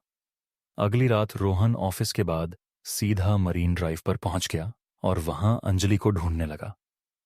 काफी देर बाद करीब रात के 3 बजे उसे अंजलि एक कोने में बैठी मिली। जब रोहन ने पिछली रात के बारे में अंजलि से पूछा तो अंजलि ने कहा कि रोहन बहुत थक गया था और वह वहीं पर सो गया। रोहन को भी लगा कि शायद सच में उसकी मरीन ड्राइव पर आंख लग गई होगी। रोहन और अंजलि फिर से बातें करने लगे, लेकिन फिर कुछ देर बाद रोहन के सर में दर्द होने लगा और वह फिर से बेहोश हो गया। जब वह उठा तो वह फिर से मरीन ड्राइव पर लेटा हुआ था। रोहन को फिर कुछ समझ नहीं आया, लेकिन अब रोहन के दिमाग में सिर्फ अंजलि चल रही थी। वह अंजलि का दीवाना सा हो गया था, इतना दीवाना कि वह रोज देर रात मरीन ड्राइव पर अंजलि से मिलता और बातें करते करते बेहोश हो जाता। रोज सुबह उसकी मरीन ड्राइव पर लेटे हुए ही आंख खुलती। धीरे धीरे रोहन बहुत कमजोर होने लगा था। उसकी तबीयत बहुत ढीली रहने लगी थी। एक रात ऑफिस में रोहन के एक दोस्त ने उसकी हालत देख के पूछा कि क्या वह ठीक है। तब रोहन ने उसे अंजलि के बारे में बताया, लेकिन उसके दोस्त ने बताया कि वह भी पिछली रात मरीन ड्राइव पर ही था और उसने रोहन को मरीन ड्राइव पर अपने आप से बातें करते हुए देखा था। उसके आसपास कोई लड़की नहीं थी। रोहन अपने दोस्त की इस बात को सुनकर थोड़ा चौंक गया। उस रात रोहन मरीन ड्राइव पर अंजलि को ढूंढ रहा था तो उसे वह कहीं नहीं दिख रही थी। वह बुरी तरह परेशान होने लगा था। रोहन के हाथ पैर कांपने लगे और पूरा शरीर पसीने से तर हो गया था। अंजलि से मिलना मानो उसके लिए नशा सा बन गया था। रोहन अंजलि को ढूंढने के लिए मरीन ड्राइव की बाउंड्री वॉल के ऊपर चढ़ गया और अंजलि को आवाज देने लगा। और तभी अचानक उसे ऐसा लगा कि जैसे समुंदर से कोई काला साया निकला हो और उसके शरीर के आर पार हो गया हो। लेकिन इससे पहले कि रोहन कुछ सोचता, उसे अंजलि की आवाज आई। वह रोहन को अपने पास बुला रही थी। रोहन पीछे मुड़ा तो अंजलि उसे वहीं खड़ी मिली। रोहन फिर से अंजलि के पास जाकर बैठ गया। रोहन को उसके ऑफिस कलीग की बात बार बार परेशान कर रही थी, इसलिए उसने सोचा कि वह अंजलि के साथ एक फोटो खींचेगा। उसने अपना फोन निकाला और अंजलि के साथ फोटो खींचने लगा। और जैसे ही उसने फोटो क्लिक का बटन प्रेस किया, तभी अंजलि ने गुस्से में आकर उसके फोन पर अपना हाथ मारा और रोहन का फोन दूर जाकर गिरा। रोहन को यह बात बहुत अजीब लगी, पर अंजलि ने उससे कहा कि उसे फोटो खिंचवाना बिल्कुल भी पसंद नहीं है। रोहन ने जब अपने फोन को उठाया तो उसने देखा कि उसके फोन में एक ब्लर्ड फोटो थी, पर उस फोटो में अंजलि के हाथ कुछ अजीब से काले दिख रहे थे। रोहन को कुछ समझ नहीं आया। तभी अंजलि ने फिर से उसे आवाज लगाई और रोहन अब थोड़ा सहम गया। रोहन अंजलि के पास गया और उसने उससे पूछा, अंजलि, हम इतने समय से मिल रहे हैं, पर तुमने कभी बताया नहीं कि तुम आखिर रहती कहां? अंजलि ने उस बात का कोई जवाब नहीं दिया। वह बस चुप होकर फिर से रोने लगी और उसके रोने की आवाज सुनकर रोहन के सर में फिर से जोरों का दर्द शुरू हो गया। हर बार जब भी रोहन का सर दर्द करता, उसके बाद उसे कुछ याद नहीं रहता। लेकिन इस बार जैसे ही रोहन को चक्कर आने लगे, उसने अपना फोन का कैमरा निकाला और उससे अंजलि की फोटो ले ली। तस्वीर लेते ही अंजलि जोर से चिल्लाई, पर वह आवाज किसी इंसान की नहीं, बल्कि ऐसा लग रहा था कि वह कोई भयानक जानवर हो। रोहन ने जैसे ही फोन के अंदर देखा तो उसका दिल दहल गया। उस फोटो में बैठी लड़की अंजलि नहीं थी, बल्कि एक बहुत भयानक चुड़ैल लग रही थी जिसका पूरा शरीर काला पड़ चुका था। यह देखते ही रोहन के हाथों से फोन छूट गया और वह चीखता हुआ तेजी से समुंदर से दूर भागने लगा। कुछ दूर जाकर जब उसने पीछे मुड़कर देखा तो अंजलि का चेहरा पूरी तरह बदल चुका था। वह एक भयानक चुड़ैल दिख रही थी और वह चुड़ैल धीरे धीरे समुंदर में जाकर कहीं गायब हो गई। रोहन को अपनी आंखों पर विश्वास नहीं हो रहा था। जब उसने आसपास के सामान बेचने वालों से पूछा तो एक बूढ़े आदमी ने उसे बताया कि कई साल पहले एक लड़की रोज रात में कर मरीन ड्राइव पर रोती थी। लोग कहते थे कि उसके लवर ने उसे धोखा दे दिया और उसे छोड़कर चला गया, और इसी दुख में उसने एक रात मरीन ड्राइव पर पानी में कूदकर अपनी जान दे दी। उस बूढ़े सामान बेचने वाले ने यह भी बताया कि कई लड़के रात में खुद से बातें करते देखे गए हैं और उनमें से कई लड़के समुंदर में डूबकर अपनी जान भी दे चुके हैं। रोहन को लगा कि शायद वह भी उस आत्मा के वश में आ गया था और उसकी जान बाल बाल बची। उस रात के बाद रोहन फिर कभी मरीन ड्राइव गया ही नहीं, लेकिन आज तक रोहन को रात में सपने आते हैं कि अंजलि मरीन ड्राइव के समुंदर के पास खड़ी रोहन को अपने पास बुला। वाशिकरण, काला जादू। मेघालय और आसाम के बॉर्डर के बीच एक सुनसान जंगल में रात ने अपनी काली घनी चादर पसार ली थी। चारों तरफ अंधेरा ही अंधेरा था। दूर दूर तक कोई दिखाई नहीं दे रहा था, न किसी की आवाज आ रही थी। उस रात हिरेन अकेले उस घने जंगल को पार करने में लगा था। उसके चेहरे को देखकर ऐसा लग रहा था कि जैसे वह किसी बहुत बड़ी मुसीबत में है। इस जंगल के बारे में माना जाता था कि अगर कोई भी इंसान सूरज ढलने के बाद यहां आता है तो उसे एक शैतान अपने वश में कर लेता है और वह फिर इसी जंगल में हमेशा के लिए कैद हो जाता है। हिरेन को यह बात पता थी, लेकिन वह फिर भी रुक नहीं रहा था और बस आगे बढ़े जा रहा था। जंगल के आखिरी छोर पर एक नदी बह रही थी और उस नदी को पार करते ही आसाम सीमा शुरू हो जाती थी। उस नदी के ठीक बगल में लकड़ी से बनी एक पुरानी हवेली थी। हवेली के आगे एक बोर्ड लगा था जिस पर लिखा था वशीकरण बाबा। गांव के लोगों का मानना था कि उस हवेली में कुछ अजीब है। वहां ऐसी शैतानी ताकतें हैं जो हवेली में रहने वाले बाबा के वशीकरण मंत्रों से इस दुनिया में आ गई है। 32 साल का हिरेन अब उस हवेली के ठीक सामने खड़ा था और जोर जोर से हाँफ रहा था। उस हवेली के दरवाजे पर एक बड़ा सा चौकोर निशान बना था, ठीक वैसे ही जैसे किसी तंत्र मंत्र की किताबों में होता है। हिरेन ने हिम्मत जुटाई और दरवाजा खोला। अंदर उसने देखा कि एक बेहद अजीब सा दिखने वाला बाबा कुछ हड्डियों की पूजा कर रहा था। बाबा की नजर तुरंत हिरेन पर गई और वह जोर जोर से बड़े ही डरावने अंदाज में मंत्र पढ़ने लगा। हिरेन बाबा को देखकर घबरा गया था, लेकिन वह जिस मकसद से बाबा के पास आया था उसे पूरा किए बगैर वह कहीं नहीं जा सकता था। आज से 2 दिन पहले हिरेन की शादी को 5 साल होने आए थे।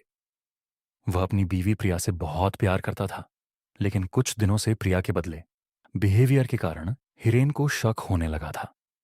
उसे लगने लगा कि प्रिया का किसी और लड़के के साथ चक्कर चल रहा है, जिसे लेकर दोनों के बीच काफी लड़ाई हो गई और आखिर में बात डिवोर्स तक पहुंच गई और प्रिया उसे छोड़कर अपने एक दोस्त के घर रहने चली गई थी।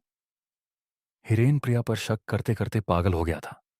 उसके दिमाग से प्रिया का ख्याल निकल ही नहीं रहा था। सोते जागते हर पल वह बस प्रिया के बारे में सोचता रहता।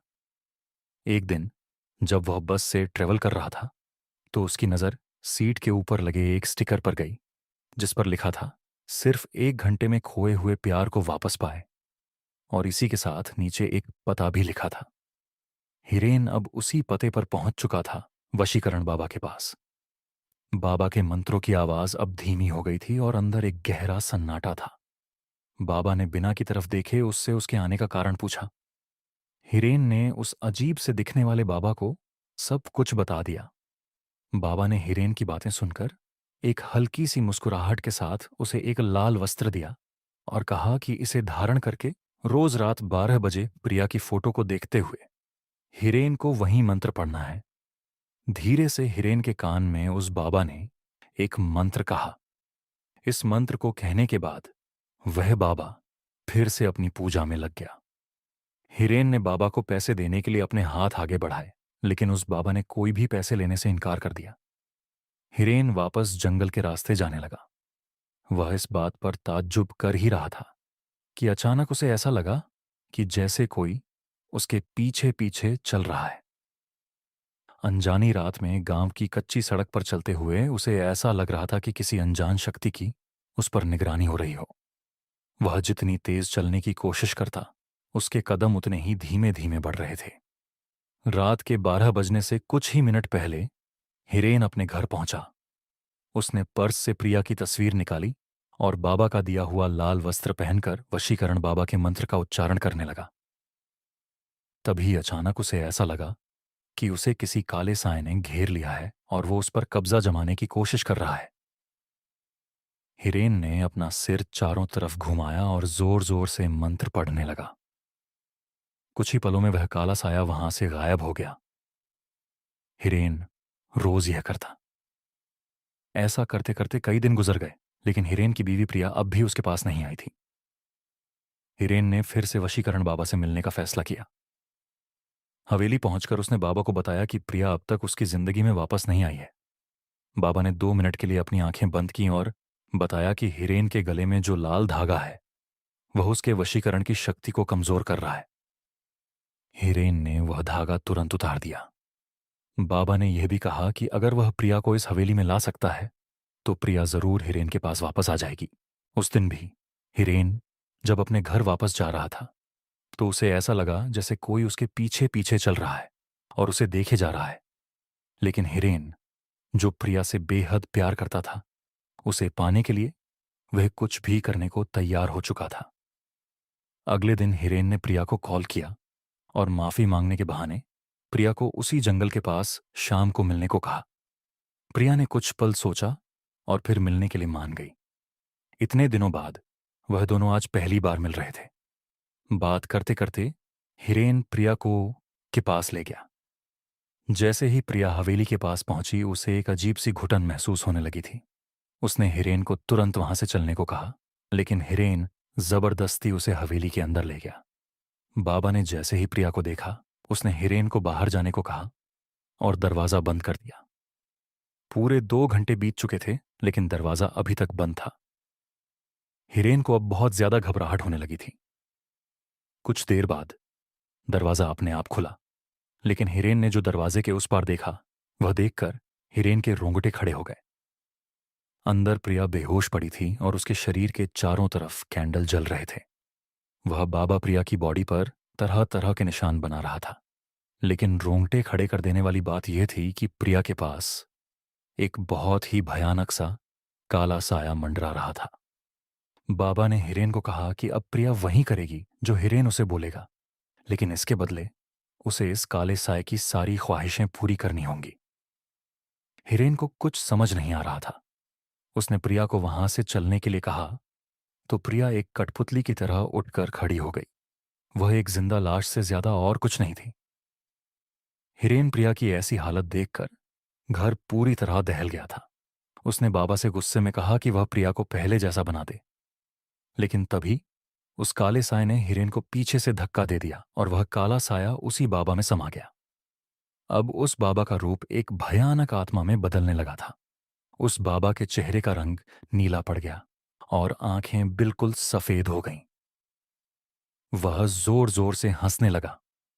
बाबा ने अपने भयानक रूप में बोला कि वह कोई मामूली इंसान नहीं है, बल्कि वह एक शैतान का साया है जो इस जंगल में ना जाने कब से कैद था और उसने प्रिया की आत्मा चुरा के अपने आप को आजाद कर लिया है और हिरेन को हमेशा के लिए अपना गुलाम बना लिया है।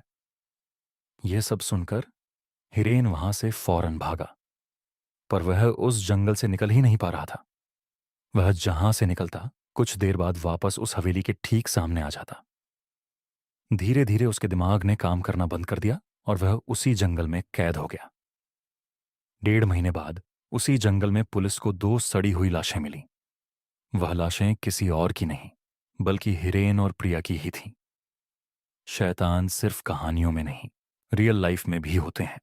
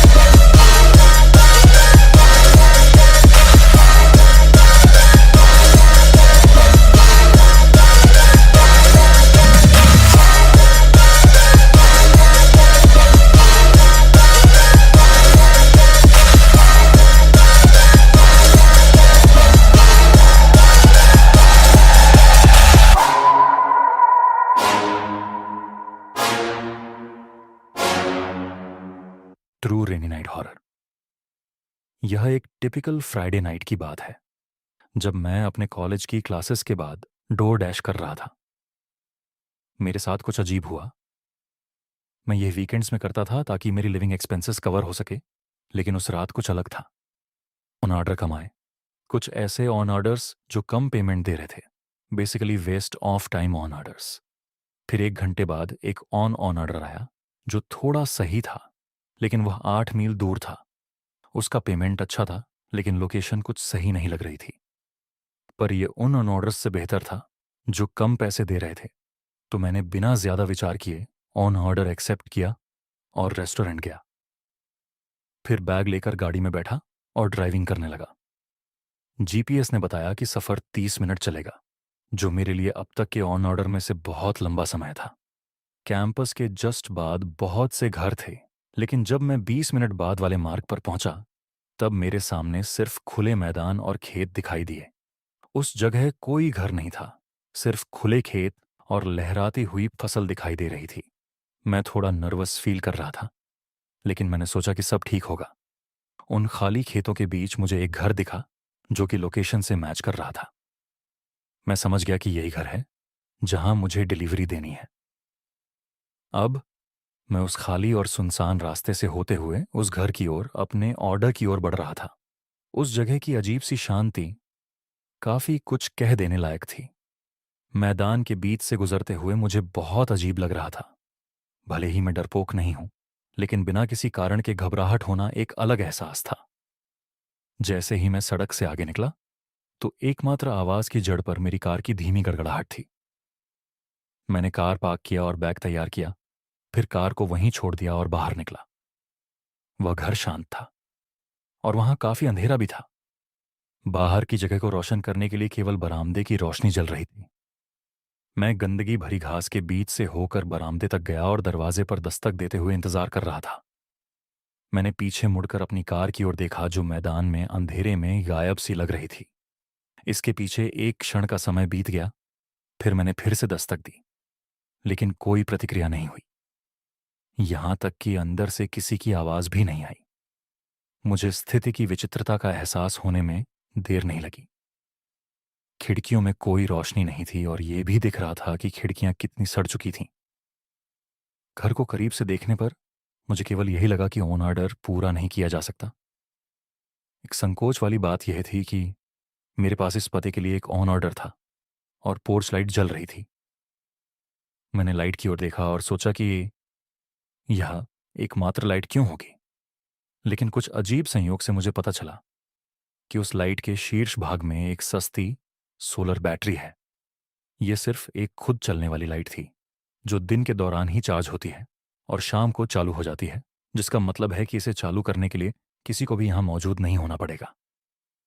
अब मैं यह सब एक साथ जोड़ ही रहा था कि तभी मैंने अपने पीछे एक गड़गड़ाहट की आवाज सुनी।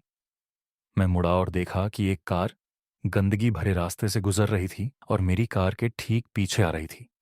मैं वहीं खड़ा रहा और उनकी हेडलाइट्स को देखता रहा, जब तक कि एक आदमी बाहर नहीं निकला। मैंने पोर्च से चिल्लाकर पूछा, क्या यह उसका ओन ऑर्डर था? लेकिन उसने कोई जवाब नहीं दिया। वह बस अपनी कार के पास ही खड़ा रहा, ना ही हिला, ना ही बोला।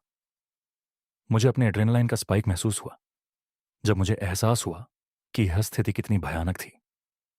रात की खामोशी ने मुझे केवल यह याद दिलाया कि यहां कोई नहीं था जो मेरी मदद कर सके।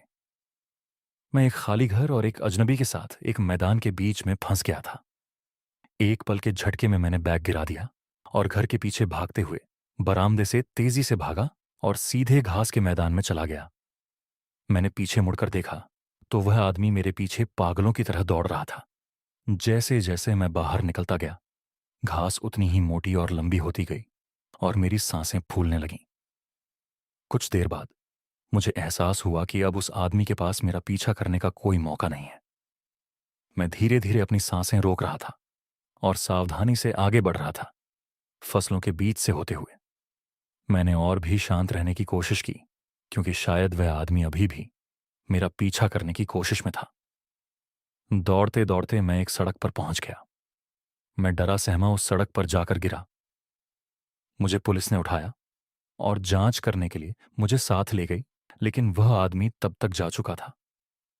मुझे आश्चर्य हुआ, क्योंकि मेरी कार लूटी नहीं गई थी और ऑन ऑर्डर का बैग अभी भी घर के बरामदे पर ही था। इसका मतलब केवल ये हो सकता है कि उस व्यक्ति के इरादे कुछ और थे, जो कि मुझे लूटने से कहीं ज्यादा बुरे थे। यह तब हुआ जब मैं 18 साल का था और अपने घर से कॉलेज तक का सफर कर रहा था। मैंने अपना सारा सामान अपनी एसयूवी की ट्रंक और पिछली सीट में रख दिया था। यह न केवल मेरी पहली लंबी सड़क यात्रा थी, बल्कि मैं पहली बार इतने लंबे समय के लिए अपने परिवार से दूर रहने जा रहा था। मैं जिस कॉलेज में जा रहा था वह 600 मील की दूरी पर था, जिसे मैंने 2 दिनों की ड्राइविंग में विभाजित किया था। मैंने मानचित्र के जरिए यह अनुमान लगाया था कि मैं रात 11 बजे तक होटल पहुंच जाऊंगा। 7 बजे तक सूरज पूरी तरह से ढल चुका था और अधिकांश गाड़ियां भी जा चुकी थीं। कभी कभार कोई कार वहां से गुजरती थी तो उन्हें देखता और उनकी हेडलाइट्स धीरे धीरे मेरे सामने से गायब हो जाती थी। ये सब देख देख कर मैं और थक गया था। लगभग 10 बजे मैंने फैसला किया कि मैं अगले गैस स्टेशन पर रुकूंगा, आगे का सफर शुरू करने से पहले। 10 मिनट बाद मैं एक गैस स्टेशन में प्रवेश किया, जो इतनी दूर था कि वहां कोई शहर या कुछ भी नहीं था। वहां बस कुछ पंप और एक छोटा स्टोर था। मैंने सड़क पर कोई अन्य कार नहीं देखी और आसपास के किसी भी घर या इमारत से दूर तक कोई रोशनी नहीं थी। मैं सीधे एक पंप तक गया और अपने टैंक को भरने के लिए बाहर निकला। जैसे ही मैंने चारों ओर देखा, मैं डर गया, क्योंकि एक अजीब सा आदमी मेरी तरफ आ रहा था। मेरी तुलना में वो बहुत बड़ा था। शायद अगर मुझे अनुमान लगाना हो तो वह 50 के आसपास था और वह बेघर लग रहा था।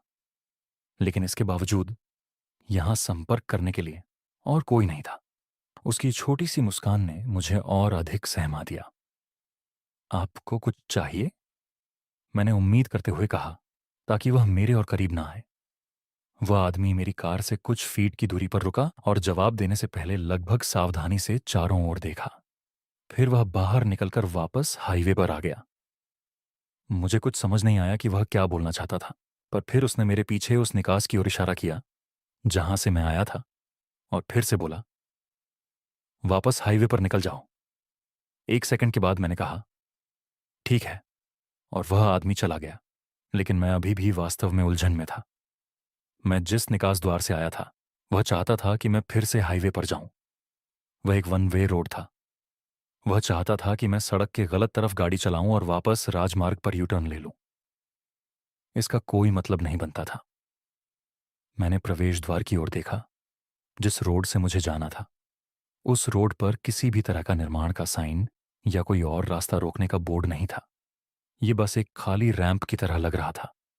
जैसे ही मैंने पंप वापस लगाया और अपनी कार में बैठा, मैंने उस आदमी पर नजर डाली जो अब किनारे पर बैठा था, कन्वीनियंस स्टोर के बाहर। मैंने जितना अधिक सोचा, वह आदमी उतना ही पागल लग रहा था। बस यहां बैठकर बकवास कर रहा था। मैंने सोचा कि शायद यह किसी प्रकार का जाल या कुछ और था, इसलिए मैं बिना कुछ सोचे वहां से हाईवे के प्रवेश द्वार पर गया। हालांकि मुझे एहसास हुआ कि सभी स्ट्रीट लाइटें बंद थीं। मैंने यह सोचकर गति धीमी कर दी कि शायद यह एक निर्माण साइट या कुछ और है। मैंने अपनी आंखें सड़क पर रखीं ताकि कोई दुर्घटना ना हो। इससे पहले कि एक पिकअप ट्रक कहीं से आया और मेरी कार के ठीक सामने रुका। हर दरवाजा खुल गया और 4 लोग ट्रक से बाहर निकले। उनके पास सभी प्रकार के हथियार, धातु छुरी, चाकू थे और वे तेजी से मेरी कार की ओर दौड़ने लगे, और यहां तक कि अपने चेहरे को ढंकने के लिए भी कुछ नहीं पहना था। वे मुझे भावनाहीन नजरों से देख रहे थे। मैंने तुरंत अपनी कार को पीछे करना शुरू कर दिया, क्योंकि वे मुझसे बस कुछ ही फीट की दूरी पर थे। मैंने अचानक सड़क के किनारे से दर्जनों लोगों को बाहर आते हुए देखा। कुछ लोगों ने तो मेरी कार का पीछा करने की भी कोशिश की। मैंने जल्दी से अपनी गाड़ी को मोड़ा और वहां से जान छुड़ाकर चला गया। जब मुझे लगा कि मैं सुरक्षित हूं, तो मैंने 911 पर कॉल किया, लेकिन किसी कारण से मुझे कभी वापस कॉल नहीं आया, ना ही इस पर कोई अपडेट मिला। लगभग ऐसा लगा जैसे उन्होंने इसकी जांच भी नहीं की। मैं आज तक इस सोच में हूं कि गैस स्टेशन पर मुझे उस बूढ़े ने शायद इसी वजह से यू टर्न लेने बोला था।